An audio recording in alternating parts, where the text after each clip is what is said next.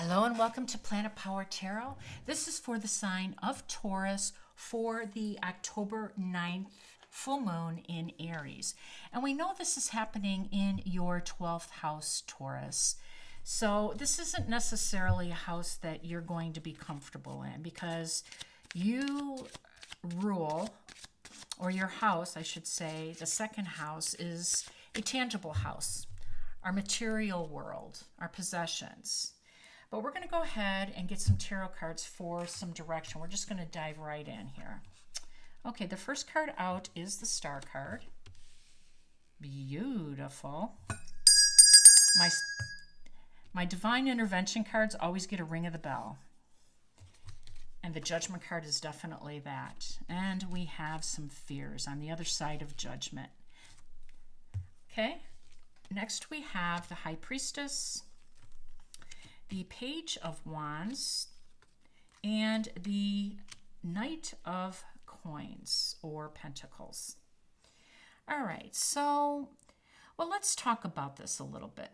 We know that you are going to be a little frustrated because, as I mentioned, this is happening in your 12th house, and you're not going to be able to push forward, with tangible things to get your tangible worldly plans, because that's what you are. You are of this world. You are our material world and our possessions.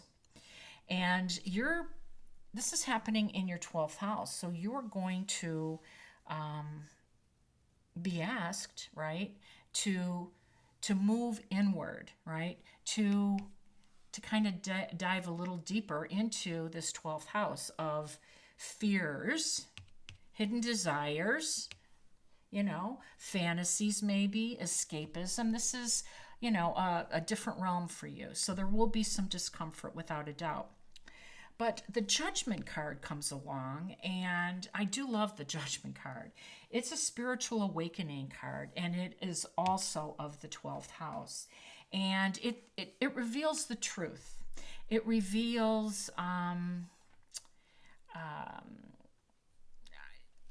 the things of the 12th house, our fears, our insecurities and stuff. But it is a Judgment card and a spiritual awakening card that can liberate us, right?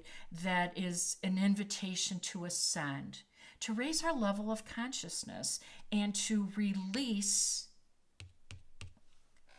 our karma, the things that no longer serve. And this full moon in Aries that's happening to us is also going to be squaring. It's going to activate a square of Pluto, which just re-entered Capricorn October 8th. And we know that Pluto, the sign of transformation, death, rebirth, another 12th house, is really going to add some frustration. It's also going to, this full moon in Aries is also opposing Mars in Libra. And of course, Mars is an easier planet for you. You've been traveling with it, with Uranus and the North Node. You're familiar.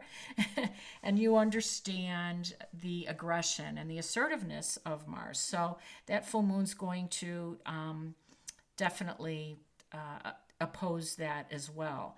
But the main thing to remember here is there's going to be a power struggle, right, between Mars, the aggressor, and Pluto, the powerhouse. And Pluto is going to ask us all to surrender, right, to release these anything actually that no longer serve us. It is a time to surrender. Pluto is transformative, and it is definitely a powerful activation because of this full moon in Aries. So it's not just the full moon that we're dealing with, it's also this expression of it happening in your 12th house, but they all showed up for you. So we do know that you will get this invitation to release your karma, to ascend, and I think you will. The Star card represents balance, healing, and it represents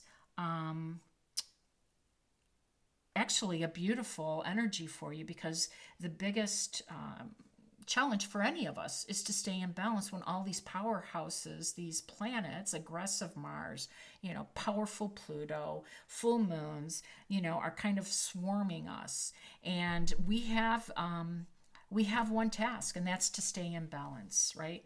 To release some of these energies and things that don't serve. Now, talking of the High Priestess, we all are born with intuitive power. And when she shows up, she's inviting you to tap into this energy. And that will help guide you. That will help keep you in balance during this time.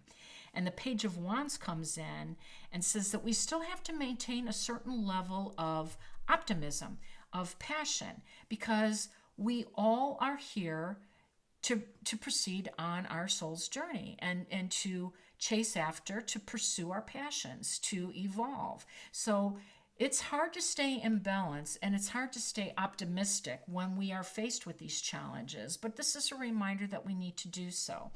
And the Knight of Coins, or Pentacles over here, is saying slow and steady wins the race. And that's exactly what everybody should be doing during this time. There's going to be huge energetic shifts from planets that we're going to have absolutely no control over. And it's in our best interest to go slow and steady, so that we're able to adapt and to pivot, right? And to stay in balance during this time. I think this is going to be a deep, deep time for you, Taurus, and a challenge, because again, it's not a house or a realm that you're, maybe comfortable with. But I think in the end here, with all of these beautiful energies, you will come out of this with no problem. Now let's go ahead and get another oracle card, or an oracle card, to close out this reading and see what other messages we can find. Spiritual strength. Oh, I love that. That's right on time, because we're talking about the 12th house, the spiritual realm. We have the card of spirituality right here, the Judgment card, the spiritual awakening card. You will come out stronger from this whole episode, and that's what we're here to do. We're here to learn. We're here to evolve, and this is a beautiful sign for you, Taurus. All right, let's see. Let's get another card, and we'll do the Moonology in honor of the full moon that's happening here. The end of a tough cycle approaches, full moon in Capricorn. I love it. This is going to be a tough cycle for us all, without a doubt, but you have a beautiful outlook on what's ahead for you. I hope this resonated with some of you. Please give me a thumbs up. Come back and visit me, and subscribe if you'd like to see more of these readings. Until then, take care.